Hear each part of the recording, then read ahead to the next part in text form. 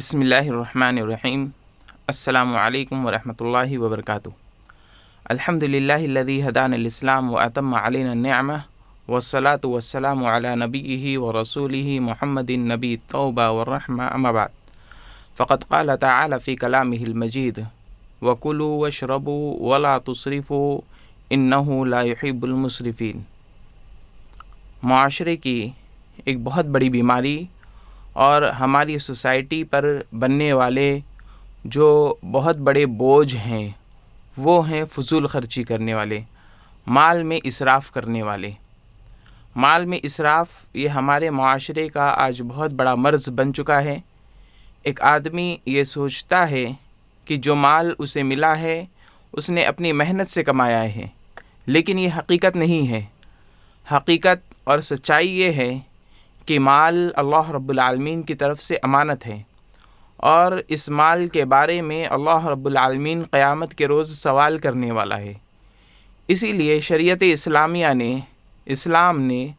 ہمیں جہاں پر کمانے کے طور طریقے بتائے ہیں کہ کس طریقے سے اور کس راستے سے آپ کو مال حاصل کرنا ہے، مال حاصل کرنے کے لیے حلال ہی راستہ ہونا چاہیے، تو اسی کے ساتھ ساتھ اسلام نے ہماری رہنمائی اس طرف بھی کر دی ہے کہ تمہیں کس راستے میں مال کو خرچ کرنا ہے، اور مال کو خرچ کرنے کے اسلوب اور طور طریقے اسلام نے واضح کر دیے ہیں کہ تمہارے مال میں نہ بخیلی ہونی چاہیے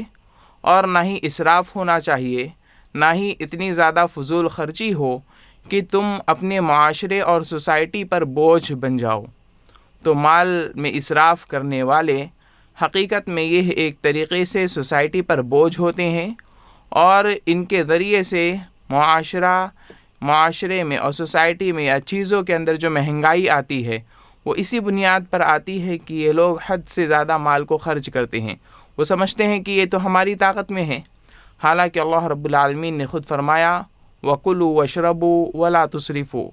إِنَّهُ لَا يُحِبُّ الْمُسْرِفِينَ، کہ کھاؤ اور پیو اور اسراف نہ کرو، بے شک اللہ رب العالمین اسراف کرنے والوں کو، فضول خرچ کرنے والوں کو پسند نہیں فرماتا ہے۔ یہ آیت کریمہ اللہ رب العالمین نے اس کے اندر واضح کر دیا ہے کہ جو مال تمہیں دیا گیا ہے تم اسے حلال طریقے سے کھاؤ، جو جائز طریقے ہیں ان طریقوں سے تم اس مال کو کھاؤ، جیسا بھی استعمال کر سکتے ہو استعمال کرو، لیکن شرط یہ ہے کہ حلال ہونا چاہیے۔ اور اسی طریقے سے وَلَا تُسْرِفُوا، اسراف نہ کرو۔ حلال ہونے کی شرط اللہ رب العالمین نے کہ حلال راستے میں خرچ کرنا ہے، کیونکہ بندے سے قیامت کے روز سوال کیا جائے گا کہ اس نے مال کو کہاں خرچ کیا۔ دوسری شرط جو اس آیت کریمہ میں ذکر ہے وَلَا تُسْرِفُوا، اسراف نہ کرو، یعنی مال کے خرچ کرنے میں حد سے زیادہ فضول نہ ہو۔ اسی لیے بیشتر مفسرین نے اس آیت کریمہ کے تحت لکھا ہے کہ اس آیت کریمہ نے آدھے علم طب کو ذکر کر دیا ہے،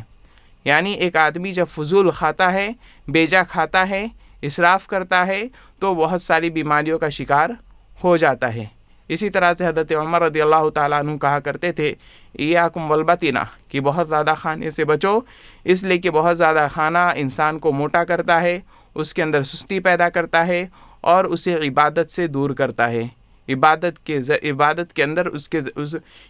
کرنے میں اس کے اندر سستی پیدا ہوتی ہے۔ لہذا یہ مال جو ہمیں اللہ رب العالمین نے دیا ہے اسے حلال راستے سے، حلال ذریعے سے لانا چاہیے، اور اس کے خرچ کرنے میں بھی ہمیں کوشش کرنی چاہیے کہ مال کو ہم جہاں خرچ کر رہے ہیں وہ حلال ہی ہو۔ حرام جگہ پر مال کو خرچ کرنے سے یا مال کے خرچ کرنے میں اسراف کرنے سے، فضول خرچ کرنے سے کہ لوگوں کو، معاشرے اور سوسائٹی اس کے ذریعے سے بوجھ میں آ جائے۔ ایک آخری نقطہ کہ ایک آدمی یہ سوچتا ہے کہ یہ مال تو میرا ہے، میں جیسے چاہے خرچ کروں، لیکن وہ خرچ کر رہا ہے، صحیح بات ہے،